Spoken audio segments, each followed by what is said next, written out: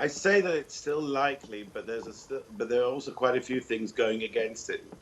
You mentioned Yair Lapid. He's the architect of this government, and he needs to sign 7 separate agreements with the other parties who are joining him in this coalition. We have 8 parties in this coalition. They need every single one of those parties to have a majority to replace Netanyahu. And each of these agreements is a rather delicate political negotiation, and every agreement impacts on the other agreements and on the other parties. And all this has to be finalized, as you said, within less than 9 hours now by the deadline. And while these quite difficult negotiations are going on, Netanyahu is still fighting. He is still calling up some of these party leaders and promising them the sky and the moon if they don't join and join him. He's applying pressure to various wavering members of this new coalition, and it's going to take still a major push to get this over the line. Yes. And when you talk about this delicate negotiation that's going on, does this include cabinet positions, concessions that could be very delicate in any government going forward? Sure. It includes every type of cabinet position, every committee chair. It includes funding programs. It includes legislation. And like I said, if one party is promised something, then the other parties are going to be demanding their own cut, and legislation which one party demands, another party may oppose to. So this is an incredible, difficult balancing act when you've got also Netanyahu trying to pull the rug out from beneath them at the same time. Yeah. You've, of course, written of him. You have written a biography of Netanyahu. You know the man well. You've studied him well. Besides just trying to pressure some of these groups not to go ahead with this coalition, there's talk that he could pull off a Trump-style coup. Do you think that is likely to?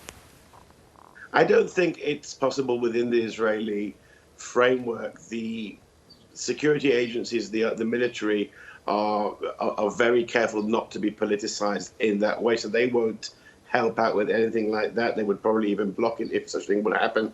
And I don't think that you can bring that kind of number of people that you saw on January the 6th in Washington with arms and with the intention of storming the Israeli parliament to Jerusalem and do that. It's a different type of society in that way. There never has been anything close to a coup or revolution in Israel. I don't see it happening now. But Netanyahu is going to use every other tactic, every legal, procedural, and political tactic that he can to try and prevent them from removing him from office. There's a reason that he's been for 12 years in office. Indeed, you're right. He's the ultimate survivor. And of course, he has court worries too that he's trying to hold at bay, so that the stakes are pretty high for him.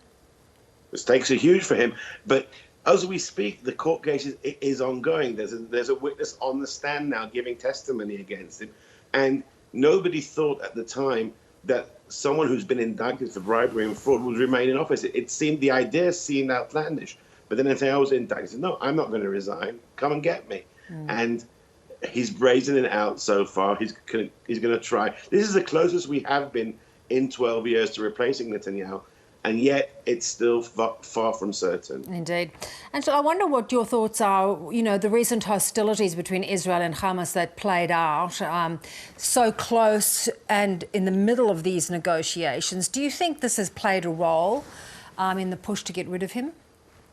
I think that, if anything, it's delayed the attempts to get rid of him, because we had for 12 days this confrontation with Gaza. There wasn't really any official political negotiations going on during the fighting. So it's cost Yair Lapid and Naftali Bennett 12 days, and then it took time to sort of restart the process. So it certainly helped Netanyahu in the short term.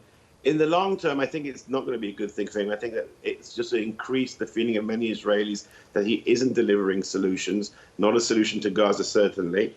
And if another election is called in Israel, and it's a distinct possibility that we'll have a 5th consecutive election within a few months. If they fail today to form a government, then I think it's going to depress his vote even further than the previous time. Interesting. Good to talk as always, Anshell. Thanks so much.